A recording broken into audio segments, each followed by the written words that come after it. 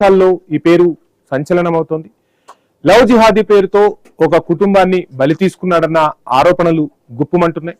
రకరకాల అంశాలు తెరపైకి వస్తున్నాయి. అంటే ఒక కుటుంబంలోని కాస్త అమాయకత్వాన్ని, కాస్త జాలిని ఆసరాగా చేసుకొని ఆ కుటుంబానికి దగ్గరై ఆ కుటుంబంలోని ఒక చిన్నారికి రైఫిల్ విద్య నేర్పిస్తాను, శిక్షణ ఇస్తాను అని చెప్పి ఆ కుటుంబాన్ని శిక్షించే స్థాయికి అతను ఎదగటం, ఆ తర్వాత ఆ తండ్రి ఎవరైతే ఆ బాబు తండ్రి ఉంటాడో ఆ బాబు తండ్రి మరణానికి ఒక ఇంజెక్షన్ ని వాడాడు. ఆ ఇంజెక్షన్ కూడా ఢిల్లీ నుంచో ముంబై నుంచో ఇతర రాష్ట్రాల నుంచి తీసుకొచ్చి విషప్రయోగం చేశాడు. ఆ తర్వాత ఆ కుటుంబాన్ని బెదిరించే ప్రయత్నం చేశాడు, వాళ్ళను భయపెట్టే ప్రయత్నం చేశాడు. మొత్తంగా ఆ కుటుంబాన్నే తన చేతుల్లోకి తీసుకునే ప్రయత్నం, తను చెప్పినట్టు వినాల్సిందే, మతం మారాల్సిందే, మతం మారి తాను ఏం చెప్తే అది వినాలని చేయటం, బ్లాక్మెయిలింగ్ చేయటం, ఆ తర్వాత వాళ్ళ ఆస్తులను కూడా తన చేతికి తీసుకోవటం, ఆ చిత్రహింసలకు గురి చేయటం, ఇవన్నీ కూడా అసలు ఎటుపోతుంది ఈ సమాజం, ఏం జరుగుతోంది, అసలు సాదిక్ ఖాన్ వెనక ఎవరున్నారు, ఈ అంశాలన్నీ కూడా ఇప్పుడు చర్చకు వస్తూ ఉన్నాయి. ఈ అంశాల చుట్టూ కూడా రకరకాల అంశాలు ఇప్పుడు చర్చిస్తున్నారు. అందులోనూ సాదిక్ ఖాన్ లాంటి వ్యక్తి అసలు ఆ కుటుంబానికి దగ్గరైంది ఒక శిక్షణ పేరుతో దగ్గరయ్యాడు. అక్కడి నుంచి చేసిన దురాఘాతాలు అన్ని ఇన్ని కావు. నిజంగా ఈరోజు ఒక కుటుంబమే బలైపోయింది. సమాజంలో అసలు ఏం జరుగుతోంది, అప్రమత్తంగా లేకపోతే ఇంకెంతమంది సాదిక్ ఖాన్లు ఇటువంటి కుటుంబాలను బలి చేస్తారు అన్న ప్రశ్నలు కూడా వినిపిస్తూ ఉన్నాయి. ఆ కుటుంబంలో ఒక్కొక్కరి వేదన వర్ణనాతీతం. ఇప్పుడు ఆ బాబు ఒక్కడే మిగిలిపోయాడు. ఆమె తన సూసైడ్ లెటర్లో క్లియర్ గా మెన్షన్ చేసింది ఏ విధంగా తనను చిత్రహింసలకు గురి చేశాడు, ఎంత బాధకు గురి చేశాడు, తన కుటుంబం మొత్తం ఎంత ఆవేదన చెందింది అనేది. అల్లారు ముద్దుగా పెంచుకున్న కూతురు, తండ్రి అంటే చాలా గౌరవం, అంతకు మించి తండ్రి గౌరవాన్ని కాపాడాలి, తండ్రికి తన వల్ల ఎక్కడా కూడా ఏ రోజు కూడా మాట రాకూడదని చెప్పి తను పడిన వేదన ఆవేదనను ఆమె ఆ లెటర్లో పొందుపరిచారు. ఇవన్నీ కూడా ఇప్పుడు అందరినీ ఒక రకంగా కన్నీటి పర్యంతానికి గురి చేస్తున్నా సమాజంలో సాదిక్ ఖాన్లను గుర్తించడం ఎలా, వీళ్లకు చెక్ పెట్టడం ఎలా, ప్రభుత్వాల బాధ్యతతో పాటు సమాజం బాధ్యత ఉంటుంది, కుటుంబాల బాధ్యత ఉంటుంది. అందరూ కూడా కలిసికట్టుగా ఉండాల్సిన సమయం ఆసన్నమైందా? లవ్ జిహాద్ పేరుతో మరిన్ని దారుణాలు చూడబోతున్నామా? సోము వీర్రాజు లాంటి వాళ్ళు చాలా కీలక కమెంట్లు చేశారు. మరోవైపు కొన్ని కీలక అంశాలు చర్చకు వస్తున్నాయి. ఇందులో ముఖ్యంగా విజయసాయిరెడ్డి మాట్లాడినట్టుగా గతంలో ఏం జరిగింది, ప్రభుత్వాలు ఎందుకు దృష్టి సారించలేకపోతున్నాయి, ఈ అంశాలపై సీరియస్ గా దృష్టి సారించాల్సిన అవసరం ఉన్న ప్రభుత్వాలు ఏం చేస్తున్నాయి అనేది కూడా మాట్లాడుతూ ఉన్నారు. అసలు ఏం జరిగింది ఏంటి అనేది ఒకసారి చూసే ప్రయత్నం చేద్దాం.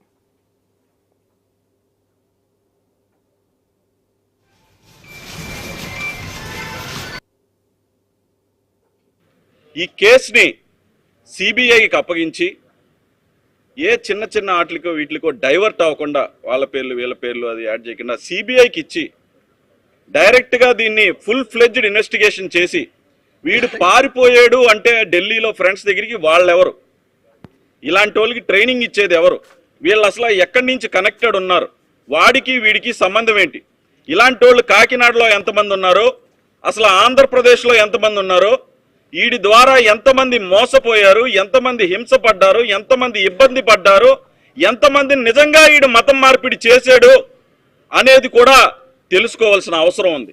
అలాగే వాడికి ఉరిశిక్షకు తక్కువ లేకుండా కూడా వేయించవలసిందిగా ఈ మీడియా ముందు మీ అందరినీ కూడా నేను చీఫ్ జస్టిస్ గారిని, ప్రధానమంత్రి గారిని, హోమ్ మినిస్టర్ గారిని, అలాగే ముఖ్యమంత్రి గారిని, డిప్యూటీ సీఎం గారు మా పవన్ కళ్యాణ్ గారిని కూడా కోరుకుంటున్నాను.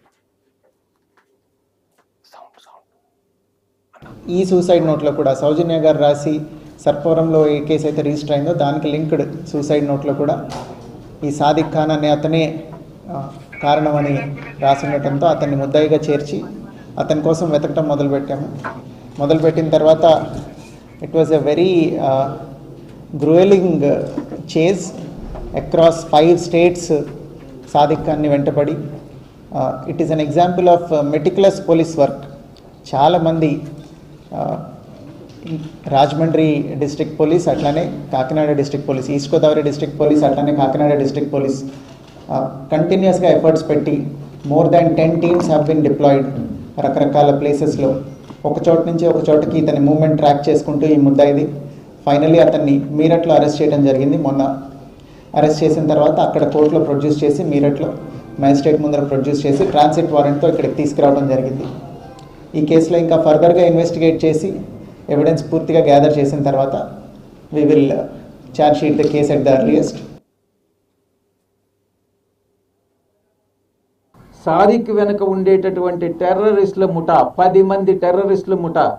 ఈ ముఠా యొక్క ధ్యేయం హిందూ మతానికి చెందినటువంటి వ్యక్తులన్నింటినీ, కుటుంబాలన్నింటినీ ముస్లిమ్స్ మతానికి కన్వర్ట్ చేయాలన్నటువంటి ఒకే ఒక ధ్యేయంతో పనిచేస్తూ వస్తున్నటువంటి పరిస్థితి. ఇక జగదీశ్వర్ రెడ్డికి సాదిక్కి తగు వచ్చిన తర్వాత, జగదీశ్వర్ రెడ్డి మీద సాదిక్ అటాక్ చేసిన తర్వాత జగదీశ్వర్ రెడ్డిని కెనడా నుంచి బాంబేకి ఒక డేంజరస్ కెమికల్ని, స్లో పాయిజన్ తీసుకొచ్చి దాన్ని ఆ యొక్క సెంటర్ ఏంటిది, వెల్నాక్ సెంటర్లో హైదరాబాద్లో అంతకు ముందే 3 నెలల ముందు స్టార్ట్ చేసి చివరి డేంజరస్ పాయిజనస్ కెమికల్ని వెల్నాక్ సెంటర్లో ఇవ్వడం జరిగింది. ఆ స్లో పాయిజన్ ఇచ్చిన తర్వాత 3 నెలలు ఆరోగ్యం క్షీణించి జగదీశ్వర్ రెడ్డి చనిపోవడం జరిగింది. దీనికి కారకుడు సాదిక్. నాకు 3rd క్లాస్ నుంచి పరిచయం. రైఫిల్ షూటింగ్ స్పోర్ట్ అంటే నాకు చాలా ఇష్టం. అందుకని అది స్కూల్ నుంచి తీసేస్తున్నారని అది నాకు ఫోన్ నెంబర్ ఇచ్చారు, నా అకాడమిక్ రాయు అని ఇచ్చారు. అప్పటి నుంచి కొంచెం టచ్గా అయ్యారు. అప్పటి నుంచి మమ్మీని చాలా కొత్తదం అది స్టార్ట్ చేశారు. అప్పటి నుంచి నాకు చాలా భయం వేసింది. అదేమన్నారో నేను ఎవరికైనా చెప్పినా టెర్రరిస్ట్కి ఇచ్చేస్తాను, అందరినీ నువ్వు ఇంకెవరికి చెప్పొద్దు అని అన్నాడు. ఇప్పుడు కూడా నాకు చాలా బాధగా ఉంది. అది చాలా పెద్ద పనిష్మెంట్ రావాలి. నాకైతే మమ్మీ రోజు కొట్టేవారు, మమ్మీ చాలా ఏడ్చేది. నాకు చాలా బాధగా ఉంది దాని గురించి. ఇంకేదో అసలు అదంతో చాలా పెద్ద పనిష్మెంట్ రావాలి. డాడీ ప్రోటీన్ షేక్ లో కూడా ఫిజియోథెరపీ సెంటర్ దగ్గర ఏదో కెమికల్ మిక్స్ చేసేసి డాడీని కూడా చంపేశాడు. నా హోల్ ఫ్యామిలీని లోన్ చేసేసాడు. అది చాలా పెద్ద పనిష్మెంట్ ఉండాలి. నాకు చాలా బాధగా ఉంది. అది మీకు అసలు వదులుతోంది. సో ఆ పసివాడు మాట్లాడుతుంటే కళ్ళు చెమ్మగిల్లుతున్నాయి. ఆ పసివాడి బాధ వర్ణనాతీతం. ఏ కుటుంబంలోనూ ఇటువంటి పరిస్థితులు రాకూడదు. అలారుముద్దుగా పెంచుకున్న కూతురు ఈరోజు ఒక అనాథగా మిగిలిపోయిన బాలుడు.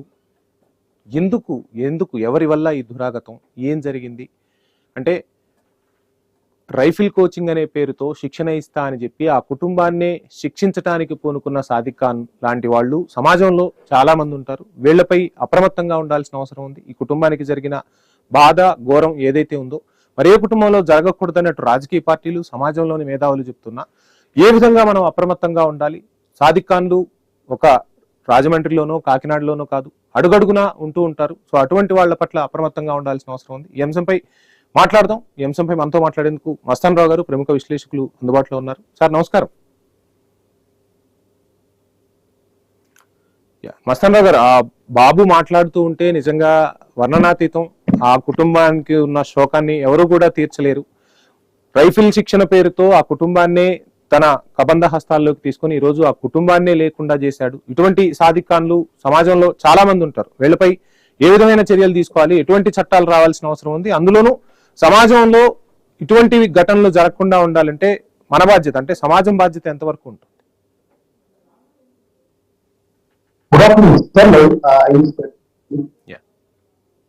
సరే, నిజంగా సాదిక్ ఖాన్ లాంటి ఒక రకంగా రాక్షసుడు అన్నారు. మన రాక్షసుడు పురాణాల్లో ఒక మహిళను చెరబట్టి వాళ్ళ కుటుంబాన్ని మొత్తాన్ని కూడా మనం జనరల్ పురాణాల కథల్లో చూస్తూ ఉంటాం అనమాట. ఎవరన్నా చెరబడితే వాళ్ళ కుటుంబం మొత్తాన్ని రాక్షసుడు మింగేస్తా ఉంటాడు. సో ఈ నేను అసలు మనం అరణ్యాల్లో ఉన్నామా లేదా మతపరమైన ఒక దేశంలో ఉన్నామా లేకపోతే ప్రజాస్వామ్యము, అంబేద్కర్ గారి రాజ్యాంగం ఉన్న లౌకిక రాజ్యంలో ఉన్నాము, మనకైతే అర్థం కావట్లేదు అసలు. సాదిక్ ఖాన్ లాంటి వాళ్ళు ఇంత పెద్దరిల్లిపోతా ఉంటే వాళ్ళ కుటుంబం మొత్తం, ఆయన మరి ఎడ్యుకేటెడ్, ఆయన పంచాయతీరాజ్లో ఏఈగా Yes. పనిచేస్తున్నారు. ఒకవేళ ఎంత ఇదైనా కూడా ఎందుకు కంప్లైంట్ చేయకపోయారంటే ఇక్కడ కనిపిస్తా ఉంది. సౌజన్య గారికి సంబంధించిన ప్రైవేట్ వీడియోలు అతని దగ్గర ఉండటం అనే దాన్ని బేస్ చేసుకొని అతను ఎంతగా ఆ 4 ప్రాణాలు పోయేలాగా ఎంతగా చేయాలో అంతా చేశాడు.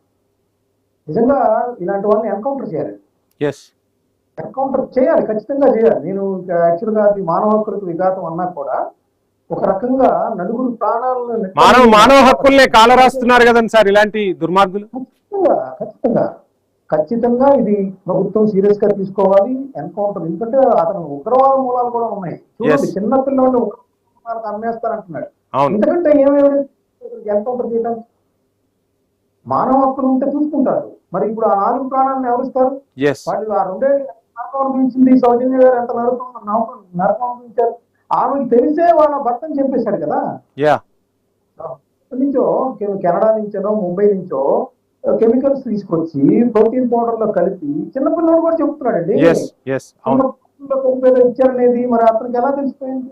అంటే ఆ సౌజన్య రాసిన లెటర్ చూసుకున్నా, లేదంటే నౌకరాజు గారు వాట్సాప్ లో వెల్లడించిన అంశాలు చూసుకున్నా, వాళ్ళు ఎంత హృదయ విదారకంగా వాళ్ళు కొట్టారంటండి. నౌకరాజు గారిని కొట్టాడు, సౌజన్యాన్ని కొట్టాడు, ఈ రియాక్షన్ కొట్టాడు, తర్వాత జగదీశ్వర్ రెడ్డినేమో చంపేశారు. ఎలా చెప్పండి అసలు? ఆ కుటుంబం మొత్తాన్ని తన కబంధాస్తాల్లోకి తీసుకున్నాడు కదండి సార్. అసలు ఒక కుటుంబం మొత్తం కూడా చిత్రమైపోయింది. అసలు అక్కడ మనం అరణ్యాల్లో ఉన్నామా, ఎక్కడ ఉన్నాము? అసలు అన్ని దారుణాలకు, అకృత్యాలకు పాల్పడతా ఉంటే ఎందుకు పక్కన వాళ్ళకి షేర్ చేసుకోలేకపోయారు? ఒక ప్రభుత్వంలో ఒక ఉన్నతాధికారిగా పనిచేస్తూ పంచాయతీ అంటే చాలా మంది ఆయన చేస్తూ ఉంటారు. అంటే ఏంటి ఇక్కడ ఆమె యొక్క ప్రైవేటు వీడియోలు ఉన్నాయని వాళ్ళ తండ్రికి కూడా తెలిసిందో, పరువు ఎక్కడ పోయిద్దో, అవన్నీ వస్తే కొడుతున్నారని ఎక్కడ తెలుస్తుందో అని వాళ్ళు తీవ్ర ఒత్తిడికి లోనయ్యి ఆ ఫ్రస్ట్రేషన్ లో చనిపోదామని నిర్ణయం తీసుకున్న పరిస్థితి.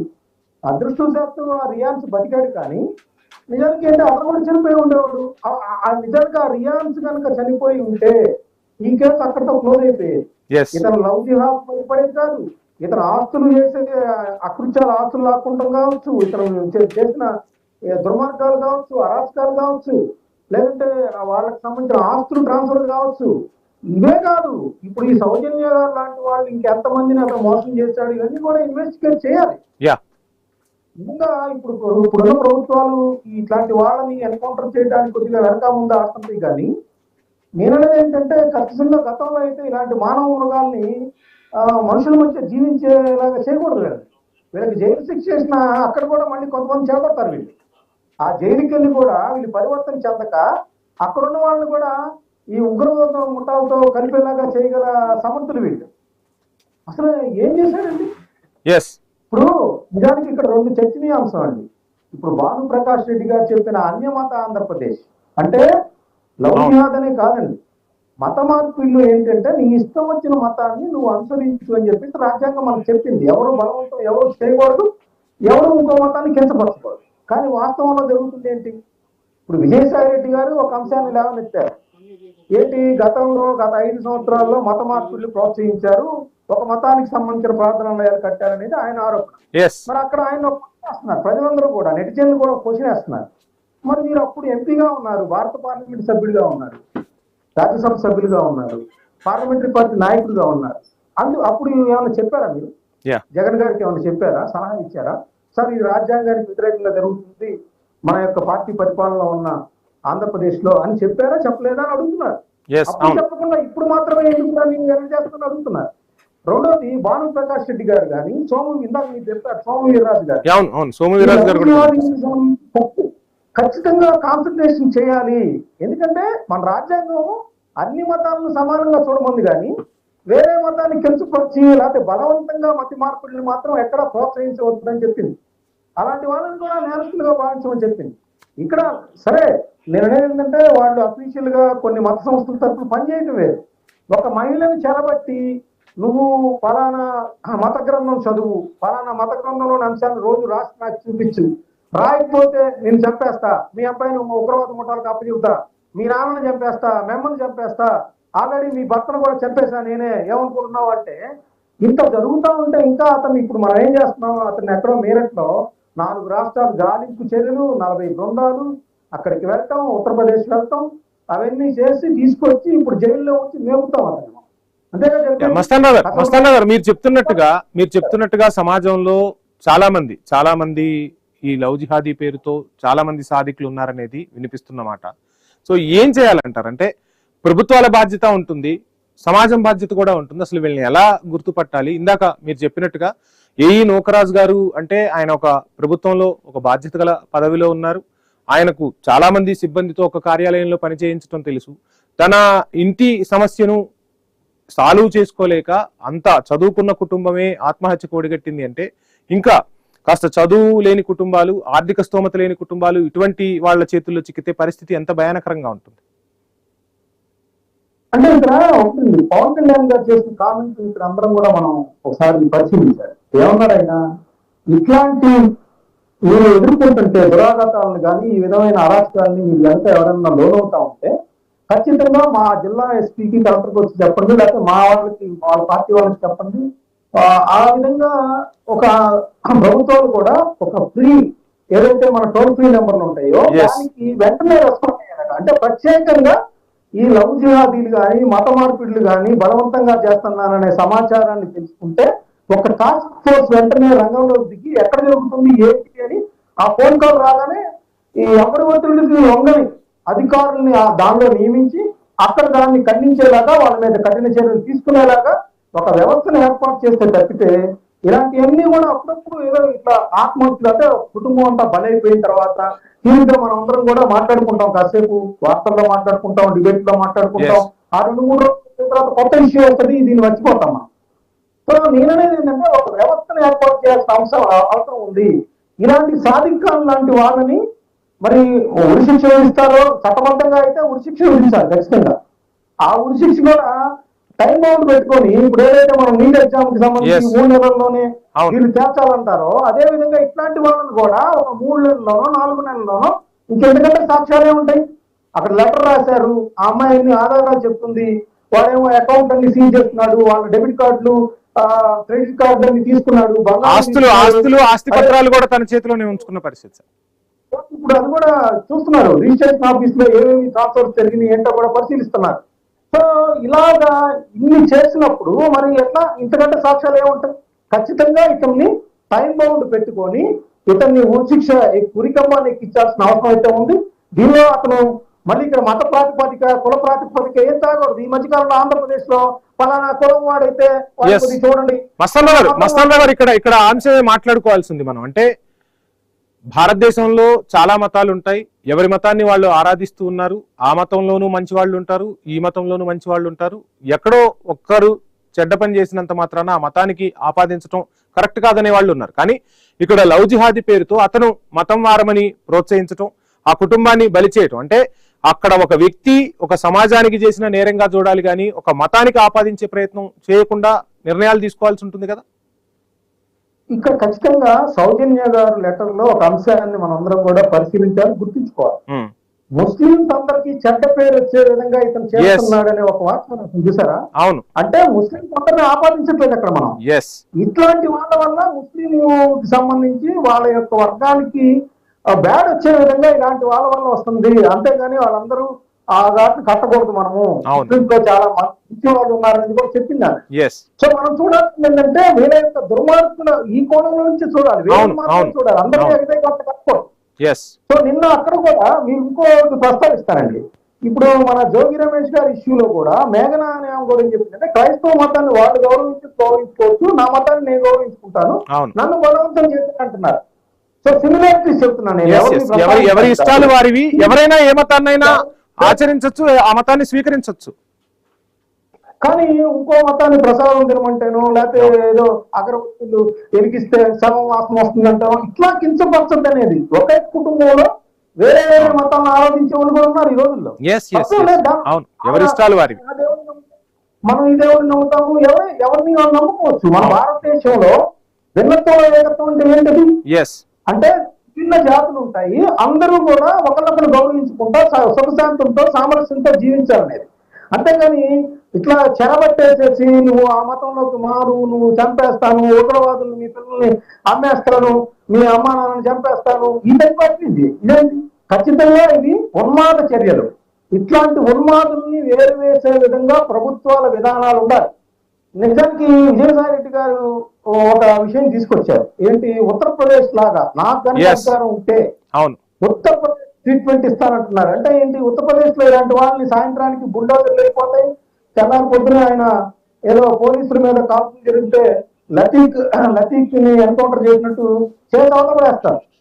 ఎందుకంటే అక్కడ ప్రజలు కూడా దాన్ని ఆమోదిస్తా ఉన్నారు. ఎందుకంటే ఇట్లా ఎవరైతే ఈ హింసాత్మకంగా పేదల్ని బలిగొంటా ఉంటారో లేకపోతే చెరబడతా ఉంటారో వాళ్ళని ఎవరిని కూడా జీవించి ఉండాలని కోరుకోవట్లేదు అక్కడ. అందుకని అక్కడ ఉత్తరప్రదేశ్ ముఖ్యమంత్రి ఆదిత్యనాథ్ యొక్క చర్యలను అందరూ కూడా అక్కడ హర్షిస్తా ఉన్నారు.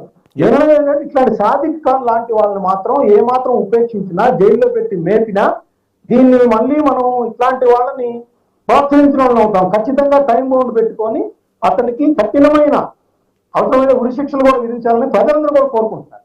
రైట్, థ్యాంక్ యూ మస్తాన్ రావు గారు. మీరు చెప్తున్నట్టుగా సాదిక్ ఖాన్ కు సంబంధించి అనేక అంశాలు చర్చకు వస్తున్నాయి. ఈ అంశాల చుట్టూ కూడా రకరకాల కోణాల్లో, అంటే సాదిక్ ఖాన్ ఒక్కడే ఉన్నాడా, అతని చుట్టూ ఇంకా ఎవరైనా ఉన్నారా, ఒక గ్యాంగే ఉందా, ఈ అంశాలపై కూడా దర్యాప్తు కొనసాగుతుంది. కేరళ నుంచి కాకినాడ వరకు తీగలాగితే డొంక కదిలిందా అన్నట్టుగా అయితే ప్రస్తుతం ఇన్ఫర్మేషన్ అయితే పోలీసులు సేకరించే పనిలో ఉన్నారు. సమాజం బాధ్యత కూడా ఉంటుంది, ప్రతి ఒక్కరూ అప్రమత్తంగా ఉండాల్సిన బాధ్యత కూడా ఉంటుంది. లవ్ జిహాద్ పేరుతో ఇటువంటి సాదిక్ ఖాన్లు అడుగడుగునా ఉంటారు. సో వాళ్ళను అడ్డుకోవాల్సిన బాధ్యత మనందరిపైన ఉంది అనేది విశ్లేషకులు చెప్తున్నమాట. చూద్దాం సాదిక్ ఖాన్ విషయంలో ప్రభుత్వం ఎటువంటి చర్యలు తీసుకోబోతుంది, ఏం జరగబోతుంది అనేది. ఇది వాళ్ళకి క్వశ్చన్ అవర్. స్టేట్.